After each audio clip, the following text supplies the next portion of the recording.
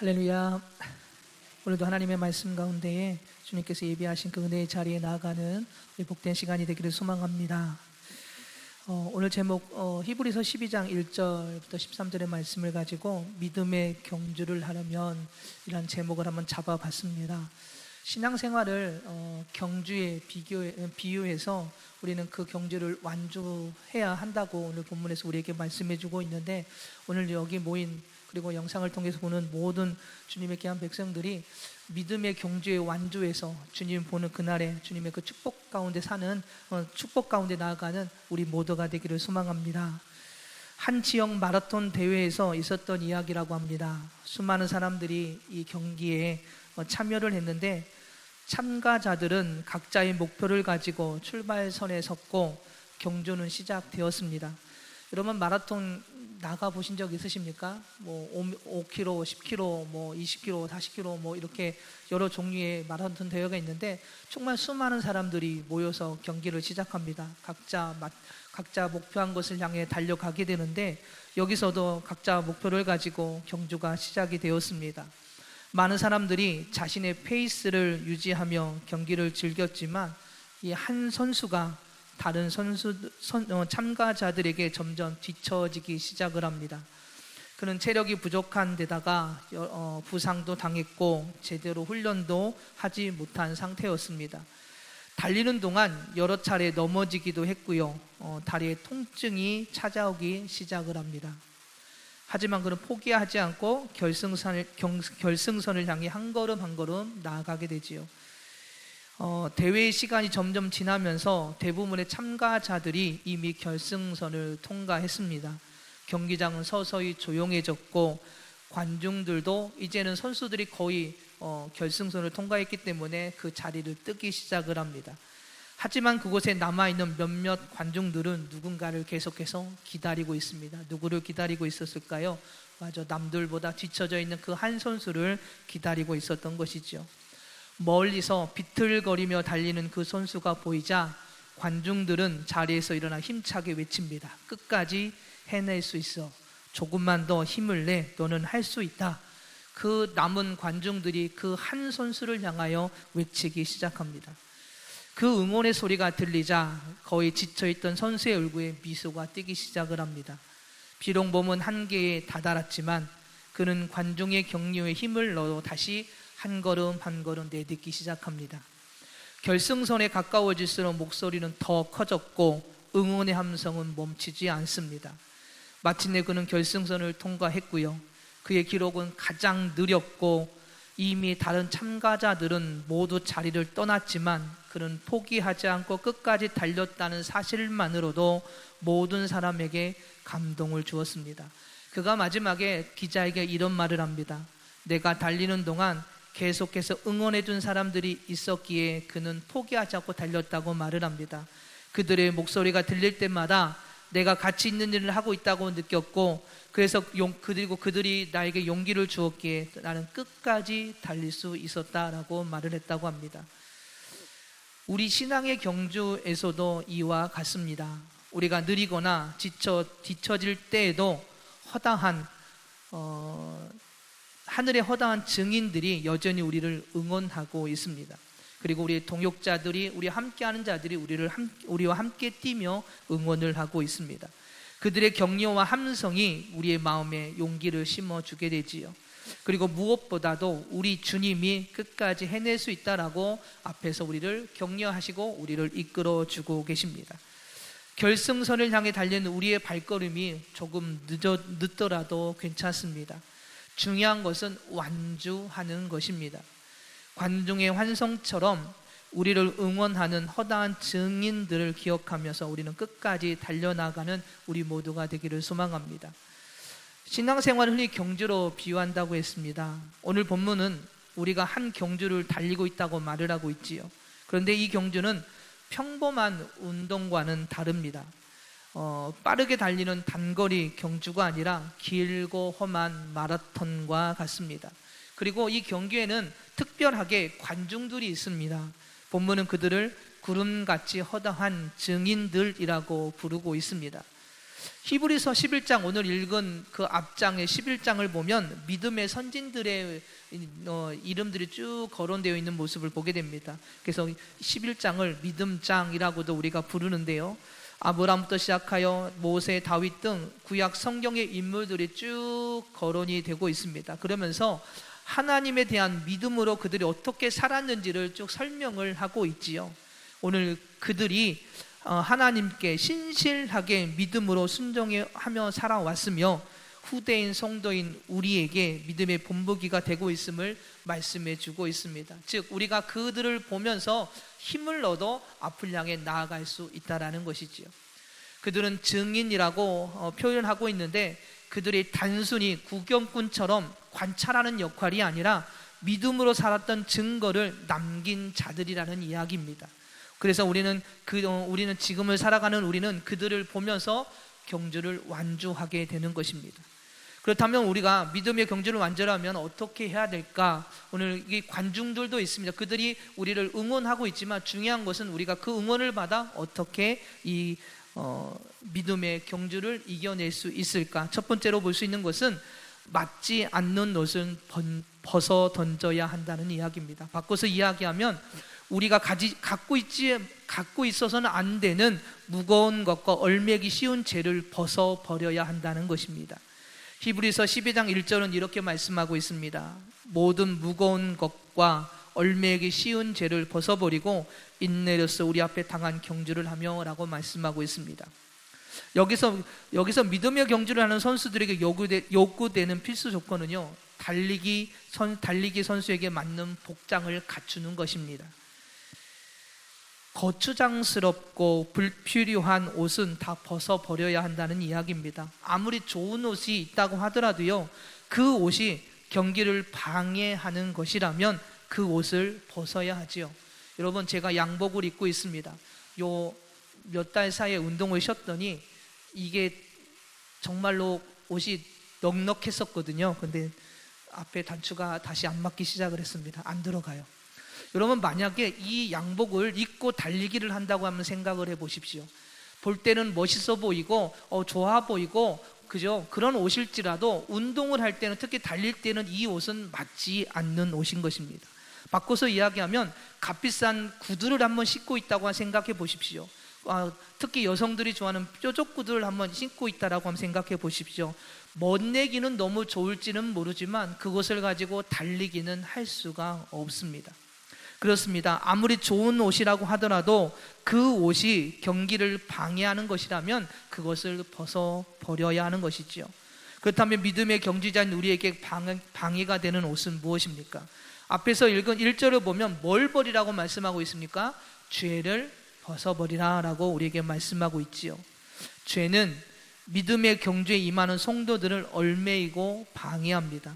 하나님과 우리 사이를 어떻게 합니까? 가로막는 것이 죄인 것입니다. 그래서 하나님을 향해 달려가는 경주자가 그 목적지를 잃어버리고 경주를 포기하게 만드는 것이 바로 이 죄인 것입니다. 그래서 우리는 하나님의 거룩하심을 닮아 성결한 삶이 되도록 우리는 회개하고 우리 죄를 싸워야 하는 것이지요. 즉 영혼을 거스르는 육체의 정욕을 비롯한 교만과 영적인 나태함과 불신앙 등 이 죄의 모양을, 그 싹을 모두 버려야 한다는 이야기입니다. 그리고 우리가 하나님께 나아가고자 하는 모든 것을 방해하는 것들을 우리가 버리고 오늘 주님만을 바라보며 나아가는 신앙이 되어질 때에 오늘 우리가 믿음의 경주를 완주하게 되는 것입니다.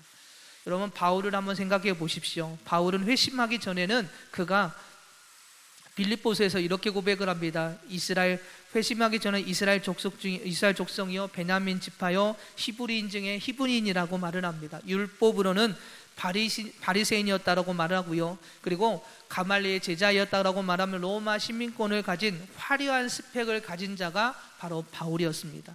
근데 그가 예수님을 만나게 됩니다. 다메섹 도상에서 예수님을 만나고 나서부터는 그가 가진 모든 것을 뭘로 여긴다고 고백을 합니까? 배설물로 여긴다라고 고백을 하죠. 즉 자신이 갖고 있던 그 모든 것, 이것이 그 예수님을 만나기 전에는 믿음의 경주에서 좋은 거라고 생각했습니다. 맞는 옷이라고 생각을 했습니다. 그런데 예수님을 만나고 나니까 그 모든 것이 믿음의 경주를 하는데 맞는 옷이 아니었던 것이죠. 그래서 그는 모든 것을 버리게 됩니다. 예수를 아는 지식이 가장 고상하다라고 이야기하며 내가 그를 위하여 모든 것을 잃어버리고 배의 선물로 여긴다. 그래서 그것을 모두 버리겠다, 벗어 던지겠다라고 오늘 바울이 이야기를 합니다. 그렇습니다. 믿음의 경주를 하는데 예수님을 믿는 믿음 외에 육체를 자랑하는 모든 것은 장애물이 되고 그것은 죄일 수밖에 없습니다. 그리고 그것은 좋은 옷이 될 수가 없다라는 것이지요. 그래서 오늘 이 바울은 배선물로 여긴다라고 고백을 합니다. 그리고 오직 예수님만을 믿고 그 믿음으로 경주하며 나아가는 이 바울의 모습을 보게 됩니다. 믿음의 경주에 임한 경주자는 복장이 간편해야 됩니다. 바꿔서 이야기하면 방해되는 옷은 모두 벗어버리고 그저 주님만을 바라보며 주님이 원하시는 모습으로 옷을 입고 달려나가야 한다는 것이죠. 여러분, 우리가 너무 잘 알고 있는 말씀 중에 죄의 삭은 뭐라고 이야기합니까? 사망이라고 이야기합니다. 그죠? 우리가 갖고 있는 옷이 만약 혹시 이 죄의 옷을 갖고 있다라면 우리가 달려갈 그 목적지는 사망이다라고 우리에게 말씀하고 있는 것이죠. 그래서 그것을 버릴 때에 믿음의 경주를 완주하게 되고 주님의 영광을 우리가 바라보게 되는 것입니다. 아직도 주님께 나아가지 못한 채 우리의 마음속에 정욕과 미움과 시기와 불순종 같은 이렇게 세상의 옷을 입고 있다면 오늘 우리는 모두 벗어 던지고, 혹시 내가 주님께 나아가는 이 방해꾼이 되는 것들이 있다면 그 방해물이 되는 장애물이 되는 것을 모두 내려놓고 유혹하는 모든 것을 뿌리치고 그리고 경주에 승리하는 저와 여러분 되기를 주님의 이름으로 부탁을 드리겠습니다. 오늘 우리가 그렇게 주님을 향해 나아갈 때 간편한 옷을 입고 주님이 원하시는 옷을 입고 나아갈 때 그 경주를 이겨낼 수 있게 되는 것입니다. 그렇게 주님의 은혜 속에서 모든 것을 내려놓고 오직 주님만을 바라보며 믿음의 경주에 승리하는 우리 모두가 되기를 소망합니다. 두 번째로 볼 수 있는 것은 믿음의 경주를 하기 위해서는 온전하게 하시는 주님만을, 예수님만을 바라봐야 한다는 것입니다. 11장에 열거된 많은 믿음의 선진들은요 모두 우리의 믿음의 경주에서 앞서간 사람들입니다.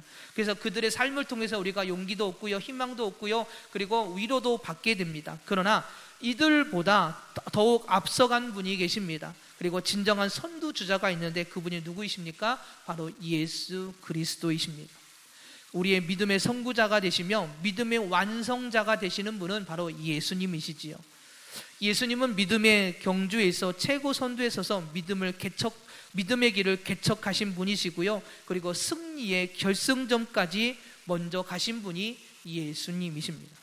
바꿔서 이야기하면 우리들을 위해서 직접 이 땅에 오셔서 우리와 같이 믿음의 경주를 하신 분이 예수님이심을 우리에게 말씀해 주고 있습니다. 그렇기 때문에 그분을 진정 믿으면 그 믿음의 경주를 시작하게 되고요, 그리고 완성하게 되는 것이지요. 그렇기 때문에 그 주님을 바라볼 때 표제를 바라보게 되며 끝까지 인내하여 그 경주를 이겨내게 되는 것입니다. 호르산에서 에돔 땅을 향해 나아가던 이스라엘 백성들이 불평하게 됩니다. 하나님과 모세를 원망하다가 그들이 물뱀에 물려서 죽어갈 때 하나님께서 이 모세로 하여금 장대에 놋뱀을 만들어 장대에 매달아라, 그리고 그것을 본 자는 살리라 라고 말씀을 하십니다. 그러자 물뱀에게 물린 자마다 그것을 쳐다보고 나음을 입게 됩니다. 그러나 그 하나님의 말씀이 있었는데도 불구하고 그 놋뱀을 바라보지 못한 자는 결국 죽음을 당하게 되었던 것이죠. 여러분, 여기서 놋뱀은 누구를 의미합니까? 누구를 예표합니까? 예수 그리스도를 예표합니다. 뱀에 물려 죽어 위기에 있을 때 예수님을 바라보는 자는 그 죽음에서 죽음을 면하고 생명을 얻게 된다는 것을 말씀하고 있는 것이죠. 바로 믿음의 경주가 그렇습니다. 주님을 바라볼 때 그 경주를 승리하게 됩니다. 완주하게 됩니다. 그러나 그 주님을 바라보지 못하면 그 목표를 향해 나아가지 못하게 되는 것이죠. 오늘 이 시간 우리의 모습을 되돌아보길 소망합니다. 우리는 예수님을 믿고 신뢰한다고 고백은 하지만 예수님보다 다른 것들 혹시 바라보고 있지는 않으십니까? 놋뱀을 바라볼 때, 즉 예수님을 바라볼 때 나음을 받고요, 생명을 얻지만 노뱀이 아닌 다른 것을 바라보면 그거 본다고 내가 생명을 얻겠어? 혹시 이런 불평과 원망 속에 살아간다면 오늘 우리는 그 주님의 은혜 속에서 완주하지 못하게 됩니다. 혹시 다른 방법은 찾고 있지는 않으십니까? 그렇다면 믿음의 경주가 어렵다는 것을 오늘 본문은 우리에게 말씀해 주고 있습니다. 최고 선두에서 우리의 경주를 이끌고 격려하시며 완주하기를 바라시는 주님을 바라볼 때에 그 믿음의 경주를 끝까지 완주하게 되는 것이지요. 그러나 그 주님을 바라보지 못하면 낙심하게 되고 좌절하게 되면 때로는 세상의 유혹에 넘어가 경기를 포기하게 되는 것입니다. 예수님은 믿음의 경주를 승리로 이끄시기 위해서 십자가형이라는 최악의 치욕을 묵묵히 감내하셨습니다. 사람들의 비난과 야유마저도 묵묵히 인내하셨습니다. 그 인내가 결국 우리를 구원으로 이끄신 것이죠. 여러분 생각해 보십시오. 예수님은 하나님이십니다. 이 세상을 창조하신 우리의 주권자가 되시는 분이십니다. 그런데 우리들을 살리시기 위해서 이 땅에 오셔서 우리를 대신에 대속물이 되어주셨습니다. 그렇게 우리를 대신하여 먼저 믿음의 경주를 하신 분이 예수님이신 것이죠. 그리고 완성을 하셨습니다. 그 주님을 바라볼 때만 좌절하지 않게 되고요, 완주하게 됨을 우리에게 말씀해 주고 있는 것이죠. 사랑하는 여러분, 지금도 주님의 그 음성이 들리지 않으십니까? 우리보다 앞서서 우리를 향하여 손짓하며 따라오라고 하시는 주님의 음성과 손길이 보이지 않으십니까? 우리는 혼자가 아닙니다. 주님이 계시고 믿음의 선조들이 있고요, 그리고 옆에 있는 동역자들이 있습니다. 함께 주님의 부르심을 따라 예수님의 그 손길과 그리고 믿음의 선조들과 동역자들이 있기에 우리는 믿음의 그 경주를 승리할 수 있게 되는 것입니다. 오늘 그 주님을 바라보면서 끝까지 나아가는 우리 저와 여러분 모두가 되기를 소망합니다.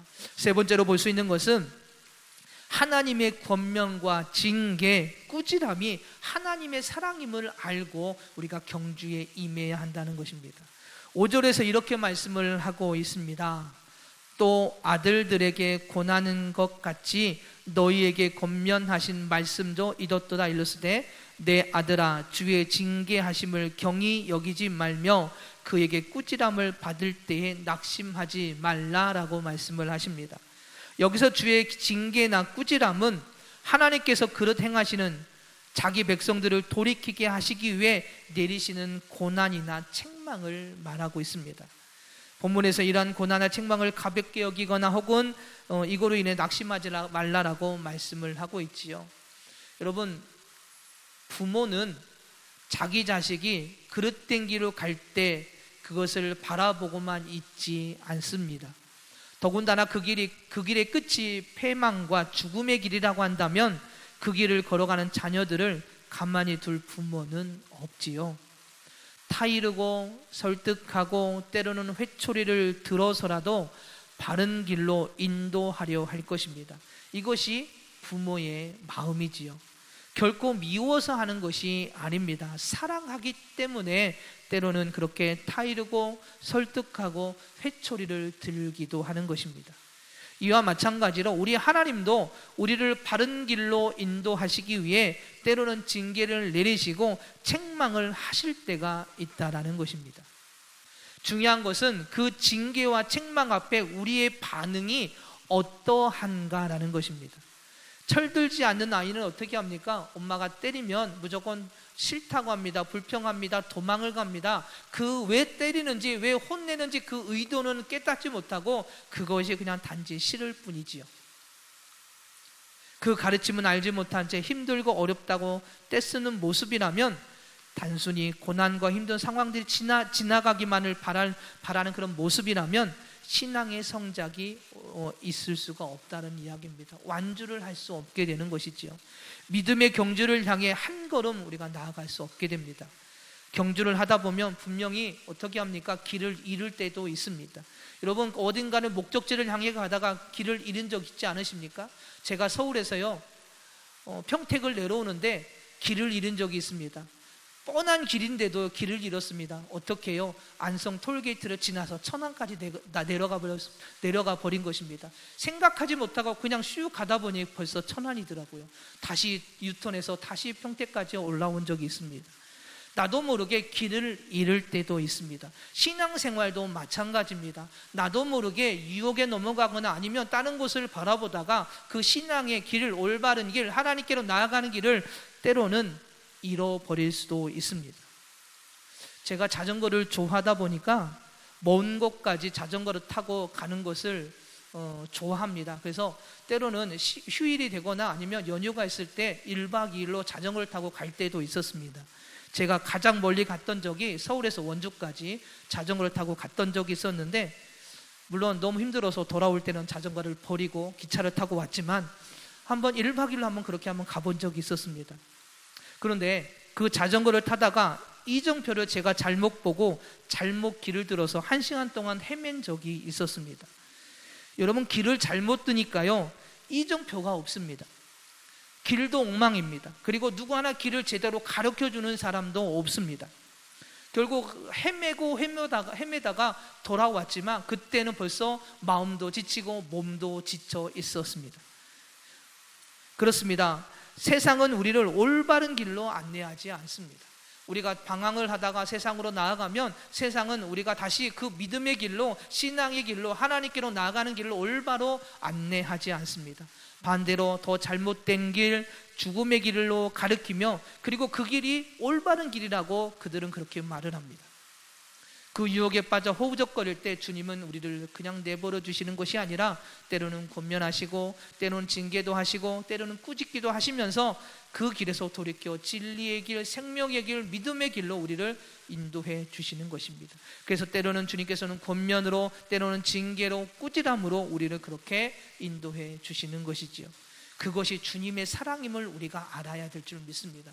때로는 믿음의 경주를 하다 보면 때로는 우리에게 어려운 일이 생기기도 합니다. 고난이 생기기도 합니다. 그래서 그걸로 인하여 원망하고 불평하지만 그 상황만 놓고 생각할 것이 아니라 그걸 통해서 나에게 말씀하시는 것이 무엇일까?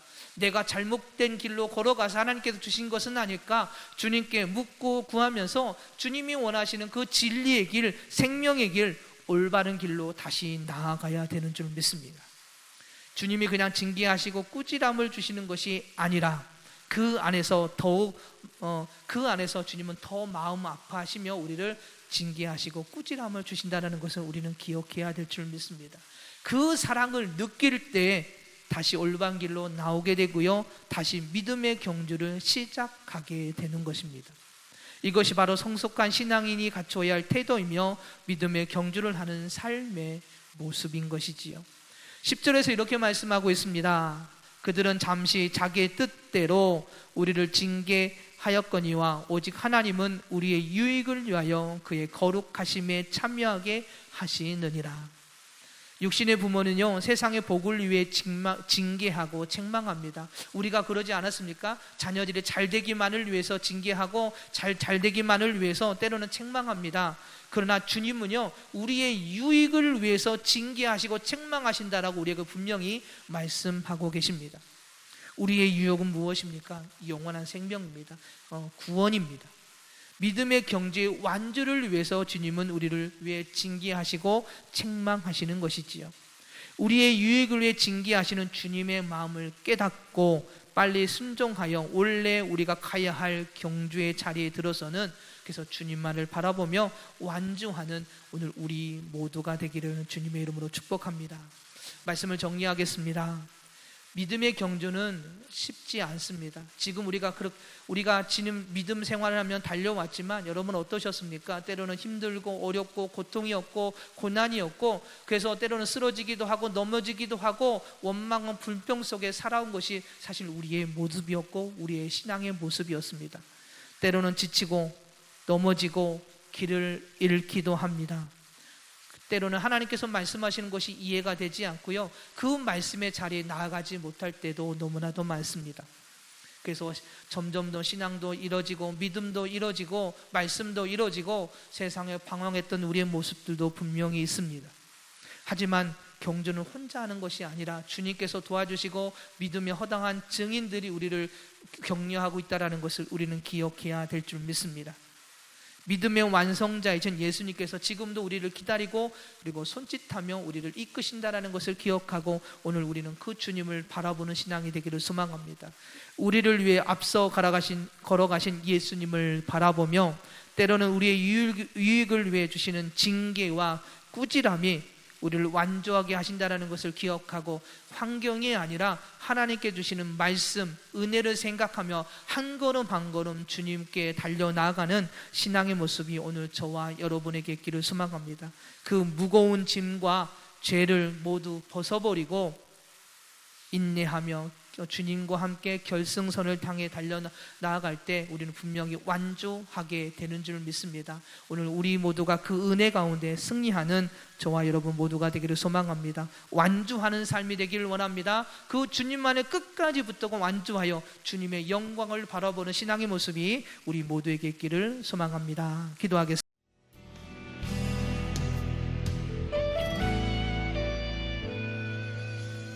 주님 말씀하시면 내가 나가리다. 주님 뜻이 아니면 내가 멈춰서리다. 나의 가고 서는 것 주님 뜻에 있으니 오 주님 나를 이끄소서. 주님 말씀하시면 내가 나가리다. 주님 뜻이 아니면 내가 멈춰서리다. 나의 가고 서는 것 주님 뜻에 있으니 오 주님 나를 이끄소서. 뜻하신 그곳에 나 있기 원합니다. 이끄시는 대로 순종하며 살리니 연약한 내 영혼 통하여 일하소서. 주님 나라와 그 뜻을 위하여 뜻하신 그곳에 나 있기 원합니다.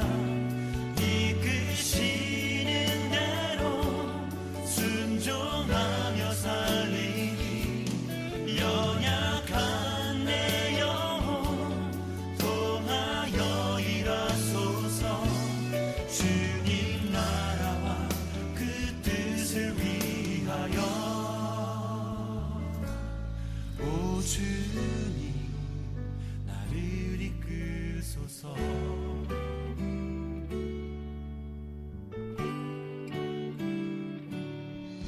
주님 말씀하시면 내가 나가리다.